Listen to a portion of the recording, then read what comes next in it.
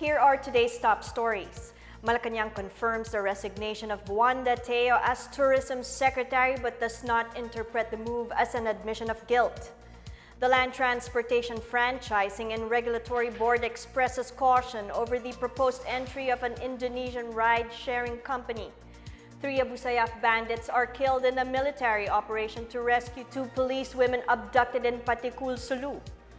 And the Sanbeda Red Cubs beats their larger opponents from Thailand in the Pacific Rim NCAA Basketball Championship. Good day, I'm Pia Rosas Morato. Welcome to the PNA Newsroom.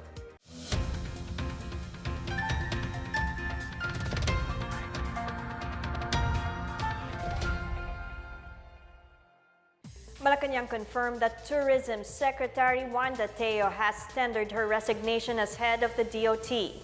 Presidential spokesperson Harry Roque announced Teo's resignation during the regular press briefing after receiving confirmation from Executive Secretary Salvador Medialdea in Malacanang. Roque, however, did not confirm whether Teo's resignation was the result of her meeting with President Rodrigo Duterte on Monday night. Roque also indicated that Teo's decision to vacate her post is not necessarily an admission of guilt and that the palace extends its gratitude to the former Tourism Secretary for her service under the Duterte administration. Teo had earlier said she was not resigning amid calls for her to step down over controversies surrounding the Department of Tourism. The DOT Secretary drew flack over the 60 million peso advertisement deal between the DOT and a television program hosted by her brothers. Bitag Media Unlimited has vowed to return the money paid by the DOT. Meanwhile, Teo's husband Roberto has resigned as Director of the Tourism Infrastructure and Enterprise Zone Authority. Malacanang assures it will pursue a peaceful resolution on the issue of China's missile deployment in the West Philippine Sea. The Philippines is set to file a diplomatic protest against China over its deployment of anti-ship cruise missiles in one of its artificial islands. Presidential spokesperson Harry Roque says the government is taking into consideration their close bilateral relationship as they clarify the issue. Roque assures that the country will adhere with the UN Charter as it pursues diplomatic measures with China. Foreign Affairs Secretary Alan Peter Cayetano earlier said the government will seek a multilateral approach, including the involvement of the United States in confronting the missile issue.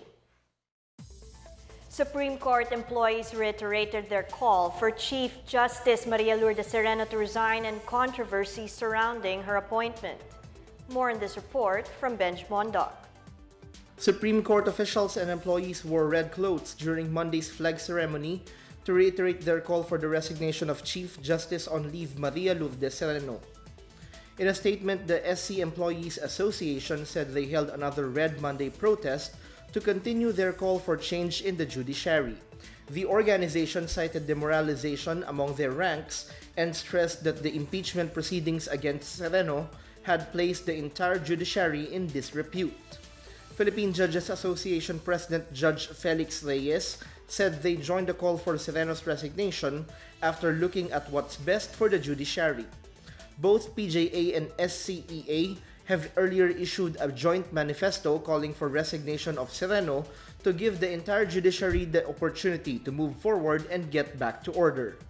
Meanwhile, the Integrated Bar of the Philippines is hopeful that the Supreme Court will look into their arguments on their intervention in the quo warranto petition filed by the Office of the Solicitor General. The IBP is still hopeful that the Chief Justice will be given her day in the impeachment court. It warned that once the SC rules in favor of the quo warranto petition, it would become a basis to question the qualifications of every constitutional commissioner or all those who were appointed, including the Ombudsman. For the PNA Newsroom, I'm Benj Bondo.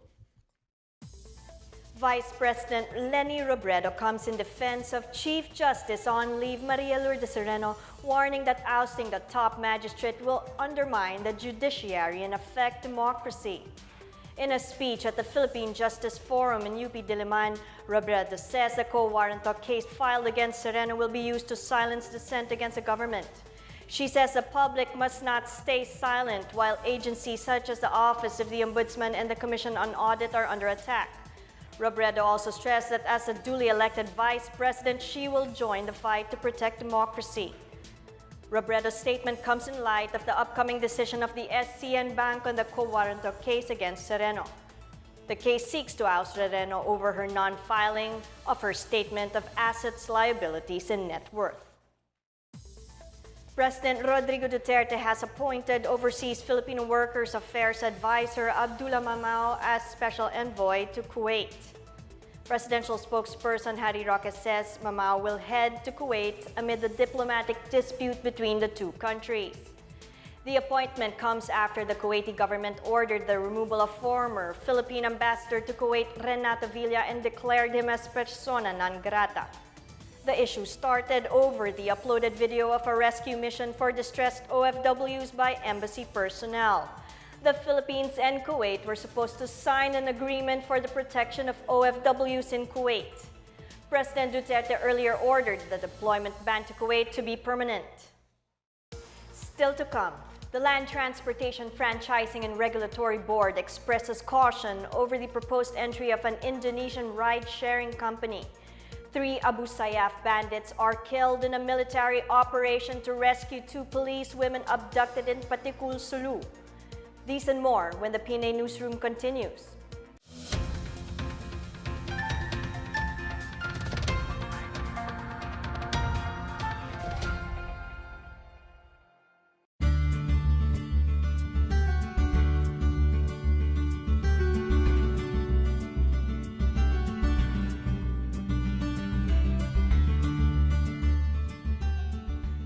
I'm pleased to announce that DBM will release 490 million to the Department of Public Works and Highways for the rehab of the whole Boracay Circumferential Road in Aklan during the 6-month closure of the island. Actually, 50 million has already been released for the improvement of the Boracay Circumferential Road, and this is part of the 2018 General Appropriations Act.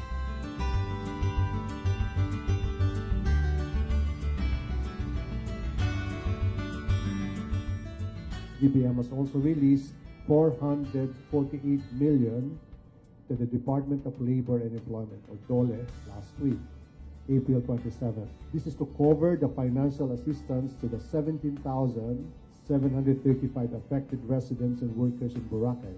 The amount was chargeable to the contingent fund.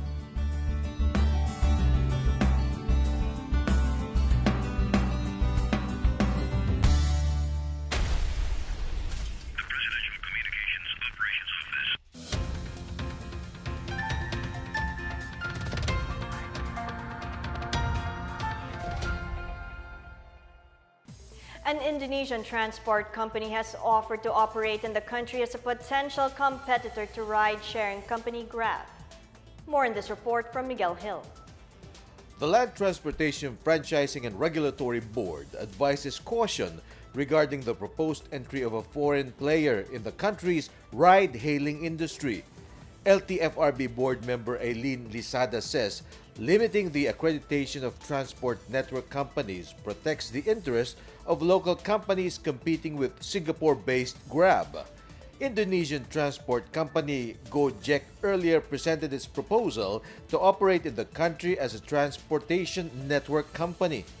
Gojek was established in 2010 and has 500,000 ride-sharing vehicles around Indonesia. The company plans to compete with other taxi operations in major cities. The LTFRB says fare surges by Gojek can increase by up to 5 times due to its fares being unregulated as compared to the ×2 surge implemented here. For the PNA Newsroom, I am Miguel Hill. The Asian Development Bank vowed to pay special attention to Mindanao as it increased funding for various infrastructure projects throughout the Philippines. ADB President Takehiko Nakao says they want to invest more in the development of Mindanao and sustain peace. The Philippines has obtained a $380 million loan intended to expand Mindanao's road network as well as other key infrastructure projects. President Rodrigo Duterte said the Asia-Pacific region is fast emerging as home to the most vibrant economies in the world, supported by ADB's efforts and assistance through grants and financing. Socioeconomic Planning Secretary Ernesto Pernia urged the bank to further support the country's infrastructure program, especially for projects that would address Metro Manila's traffic problem. There are 12 major infrastructure projects in the pipeline worth $4.4 billion under the transportation, water utilities, and urban infrastructure subsectors. The Duterte administration's Build, Build, Build infrastructure program is expected to spend some 8 trillion pesos over the next 5 years. About 50 barangays have been tagged as election watch list areas in Surigao del Sur in connection with the upcoming Barangay Sangguniang Kabataan elections on May 14. More in this report from Maricor Zapata.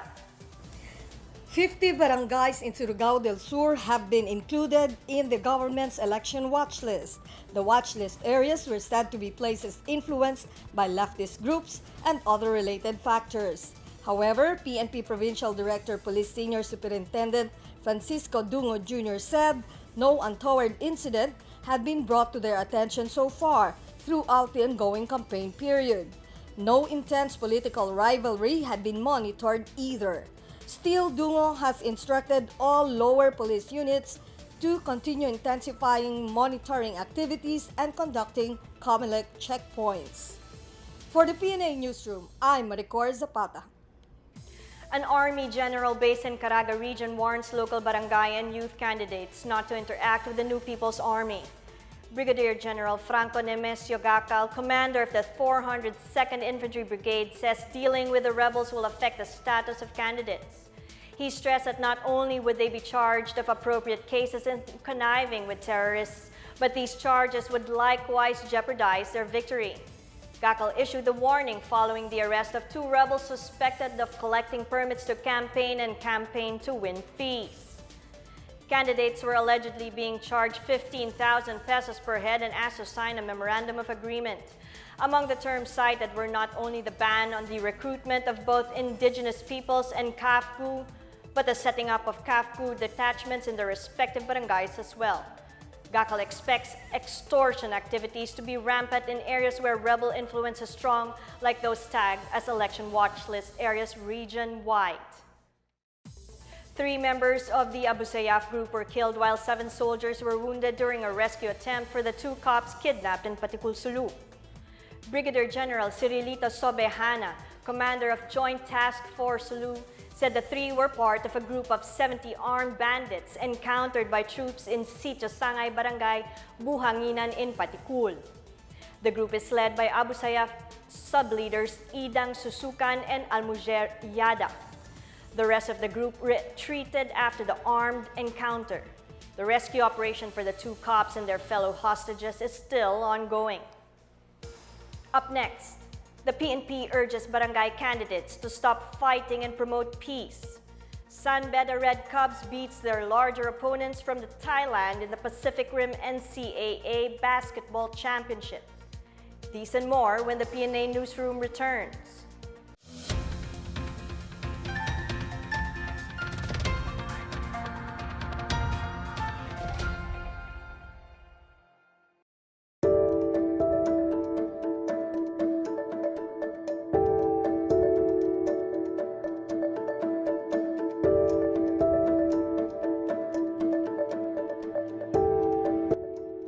The barangay chairpersons of Marawi City participated in a communications training, the final installment of Task Force Bangon Marawi Information Management and Strategic Communications Support Group's first series of communications training for information officers. The communications training aimed to equip barangay chairpersons with the communication skills necessary for addressing the queries of their constituents. It covered 3 areas of lecture and training, particularly the TFBM's duties, communications in times of crisis, and communications for peace. Officer in charge of the Institute for Peace and Development in Mindanao, Professor Mark Anthony Torres, delivered the discussion and training on strategic and grassroots communication. Meanwhile, Bangsamoro Transition Commission Commissioner Datu Mussolini Lidasan handled the discussion and training on communications for peace, which included countering violent extremism and principles of intervention. He explained that in countering violent extremism, the government should not work alone.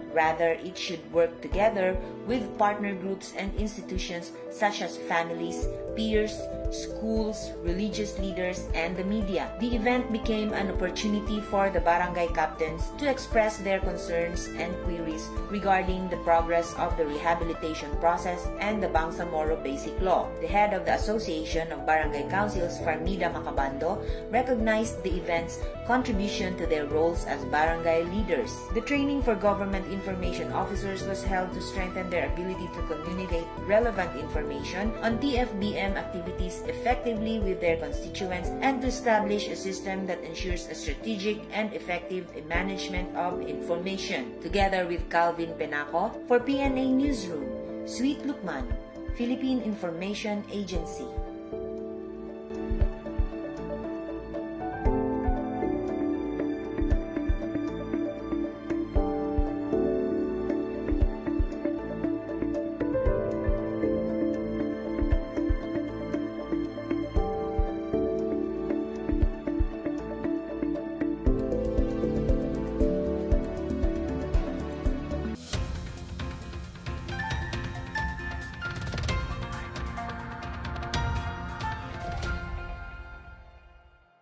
PNP Chief Oscar Albayalde calls on candidates in the barangay and SK elections to stop their quarrels and refrain from violence. Albayalde made the appeal as the PNP held a National Day of Prayer on Monday at Camp Crame. The PNP chief called the attention of candidates in election hotspots. Albayalde said those who instigate violence and conflict in their areas do not deserve positions in the local government. Albayalde says the PNP is praying that the elections next week would be peaceful and urged candidates to do their share. President Duterte has called for a meeting with top officials of the PNP and the military about a week before the barangay and SK elections. The president is expected to discuss security measures in place for the elections on May 14 in a joint command conference. Before the meeting, the president will lead the oath-taking of the new generals and flag officers of the Armed Forces of the Philippines. He is also meeting with former Senator Serge Osmeña as well as senior representatives of the UP Vanguard Incorporated who will make courtesy calls in Malacanang. The Philippines scored a remarkable win at the 2018 Pacific Rim NCAA Basketball Championship. The Sunbeda Red Cubs reigned supreme after defeating defending champion Thailand Chulalongkorn 50-40 at the 14 under division at Chulalongkorn University Coliseum in Bangkok, Thailand on April 29. Sunbeda Taytay's frontliner Prince Ray Alao, the game's most valuable player, admitted the Philippine team was an underdog as compared to the stronger and larger Thais. Coach Manu Inigo said the team's determination to win the game against these taller and bigger opponents came to fruition. The team, together with their parents and Coach Inigo, met President Rodrigo Duterte at the Malacanang Palace to present their hard-won accomplishment. They also had a photo opportunity with Special Assistant to the President's Secretary Bongo, who initially received them at the Premier Guest House. Go sent off the team before leaving for Thailand and assured them of his and the President's support. Residents at an evacuation center in Marawi City celebrated People's Day as they availed of services provided for free by the government. More in this report from Calvin Penaco. The Autonomous Region in Muslim Mindanao Humanitarian Emergency Action Response Team, together with the Armed Forces of the Philippines, spearheaded the special People's Day at the Evacuation Center in Barangay Bito, Buwadi, Itoa. The event aimed to deliver basic services to internally displaced persons, such as the medical and dental mission of the Department of Health, free haircut, medical assistance, and security assistance from the AFP. ARMM Heart conducted the event in collaboration with agencies such as DOLE, DSWD, DepEd, TESDA, DOST, DAR, DA, BFAR, and other private sectors. According to Supervising Dentist Dr. Artawan Pangandaman Indar of DOH IPHO Lanao del Sur, we are here in Buwadi, Itoa for conducting dental outreach for us. I am the Supervising Dentist of IPHO Lanao del Sur. We are here to we conduct operation to lead the circumcision, the subdermal, the medical checkup, among the hypertensive and the diabetic patients. For dental services, we conduct health education, technique of toothbrushing drill. We apply fluoridization, topical fluoridization, and cavity varnish.